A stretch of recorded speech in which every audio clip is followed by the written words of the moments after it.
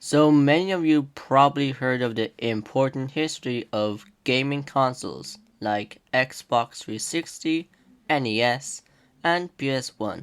But today I'm going through the history of gaming handhelds, the ability to play a game on the go without it always being hooked to a wall. Probably not going to go through all of the handhelds because there are way too many. So instead, I'll try and go through eras of handhelds. Before we continue, I'm going to say a big thanks to all who have supported my channel. The last video was awesome, and this style of video was something I've done before, but it was on a different channel called Minecraft Mysteries, and I'm thankful for reusing the style, and YouTube analytics has been crazy. Thanks for supporting the channel and enjoy the video. So the first era starts with handhelds that really were different in nature to what most people would call a handheld. The Microvision was this device that was like a remote, and to change out the game you would have to take the front panel off, which contained the CPU, because it did not have an onboard CPU. This was good because the game cartridge could give your system a nice style. Another system which is different again is called the Entex Select a Game. It goes off of a similar design where there is no CPU on the system itself. This time it seems to have a bigger space of buttons. Next is the Entex Adventure Vision. This one doesn't even look like a handheld. It's more like taking a laptop and replacing the keyboard with an arcade controller. And this could only play 4 games. That would be outrageous if this was a modern system, because Xbox have millions of games. The different designs keep going on and on until eventually a handheld rushed out to change the course of handheld gaming systems. This was nothing other than the Nintendo Game Boy. This one device changed the industry. This one handheld could run millions of games that were made from developers, and they made the controls simplified, which meant that anyone who picked this up knew what they were doing. But one downside was no backlight. Most consoles in this era didn't have a backlight, so if you were in the dark, then you were out of luck. This handheld was also customizable. They had Game Boy Color, which made the handheld a bit different to everyone else. And there was a revision called Game Boy Pocket, which was a smaller version of the original. Companies tried to learn from Nintendo's design because of how revolutionary it was, and these would try to create a horizontal format that would become the norm. The most noticeable one was the Game Gear by Sega. This was the first to include a backlight, so that you could play anywhere. The Turbo Express was one of them that tried the Game Boy design. It really looks like an old phone without the antenna. This era continued a bit until a new play on the handheld market appeared. This was called thegame.com. Weird name. Well, for people who paid attention to the name, it's a domain name, and that's because this was the first handheld to be able to connect to the internet with the use of an internet cartridge and a dial-up modem. It was discontinued in 2000. Starting with a new era, in the early 2000s, handhelds took a new era, starting with the Game Boy Advanced, which again, as Nintendo always does, blows it out the park. Now they went for the horizontal layout, and the buttons were very simple. The screen had a wider aspect ratio, which meant there was a lot of space for content. It it was also backwards compatible with Game Boy titles. So if you had a library of Game Boy games, then they were not left behind. The trend of horizontal handhelds grew, and Nokia, famous for the bulletproof phone, took the pie of handheld gaming, but was a commercial failure. In 2004, an innovation of no kind appeared known as Nintendo DS. DS stands for dual screen. This was the first time Nintendo went for something different. To control the device, you have a stylus, and this introduced some important features like being able to play games wirelessly with two DSs in the room. The biggest internet tool was PicoChat. You could send messages over LAN to other systems.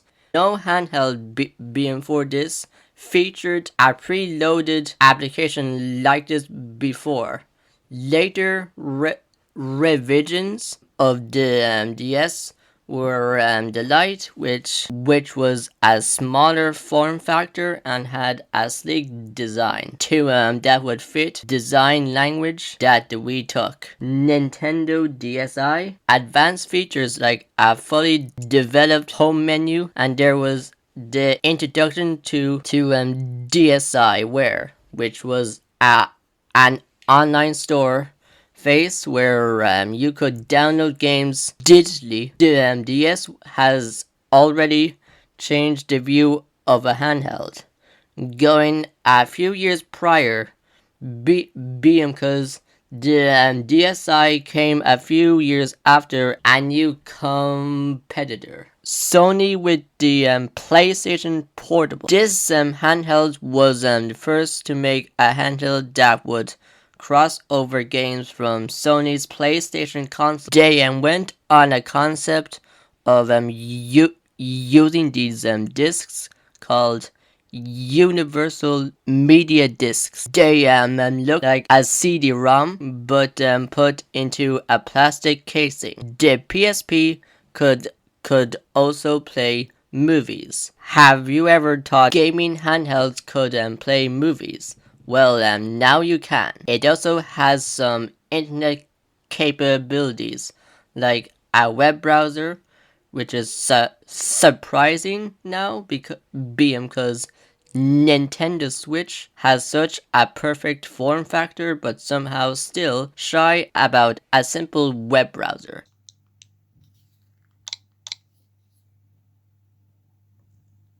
Nintendo, are you serious? Such a shame. When the PS3 was introduced, the only feature backing it up after its initial failure, remote play with your PSP. For most PlayStation users, this did not play games. Instead, it played the media content like music, photographs, and videos. The device showed how to properly organize a usable controller on the system with a joystick, and someone who came from PlayStation consoles could easily recognize what the controls were and pick where they left off. Nintendo 3DS came out in 2011, which is basically a DS but with 3D capabilities and a better game lineup, where most games took a break from the stylus, as most games from the DS used a lot of it, and they renamed DSiWare to Nintendo eShop. Definitely gonna have to do a more in-depth history of the 3DS, because 3DS much more than I described. After the PlayStation Vita, the gaming handheld market shadowed, except of the 3DS, and the commercial failure of the Wii U, and the PlayStation Vita wasn't well received. In 2015, Nintendo brought up a new codename called NX, a brand new concept. The vision was not to make a successor to the 3DS or Wii U, but instead, what kind of experience can we create? And this would bring the gap from portable and home console. So they created a device with small controllers, same size as a screen, and they used existing system on a chip. They finally revealed it, known as Nintendo Switch. Released on March 2017, and people were hyped because no one has seen something like this before. It had controllers that could slide on the console. Also had similar features to Wii Remote. A strap that you could attach, and motion controls with HD rumble, gyroscope, and decided to use a similar layout to Xbox controllers. But this console didn't just create its own thing, but this motivated the market to make portable handhelds again. Good example is the ANU with a handheld PC, good power for many games. Currently, this device way too expensive to the average gamer, but it was still good because the hardware was designed very well, and a lot of people think ANU could be the new competitor to the handheld market. This would start the era of emulation devices were powerful enough to emulate your favorite games. ANEO had released more affordable devices like ANU Air, which is a lot cheaper and is a nicer form factor. But ANU triggered a new entity in the market that would be very impactful, known as Valve Steam Deck. This handheld is a gaming PC handheld, but the big difference is that it's made by Valve, which are the developers of the Steam launcher on PC, and this handheld would use Linux instead of Windows. And it was concerning because a lot of games with anti-cheat couldn't work. That has changed as people have enjoyed the hardware and people have done some crazy work.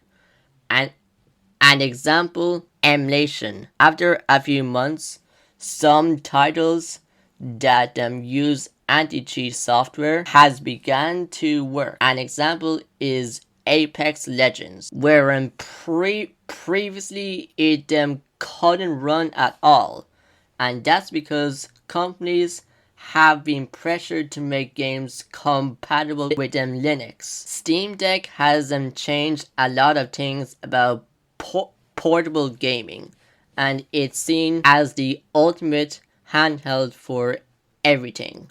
But this Steam Deck is only an experiment, because at a starting price of €400 and the raw power in this, and now that offer is a steal. I really like this because it is a way to kill Windows being the only platform, and now Linux having a chance to overtake Windows market, which will probably not happen, but for gamers will soon become the ultimate platform, because soon the days of Microsoft spying on you. Anyway, this is where we stop, because Steam Deck is the latest worldwide handheld. I can't wait for 2023, because a lot of companies are developing new hardware. Pimax Portal which will take the concept of Nintendo Switch with the Joy-Con styled controllers and the Razer Edge, which is going to be the most powerful Android device. A lot of handhelds seen at CES was mainly Android based, which is very interesting. I hope you enjoyed this and I'll see you later. Bye!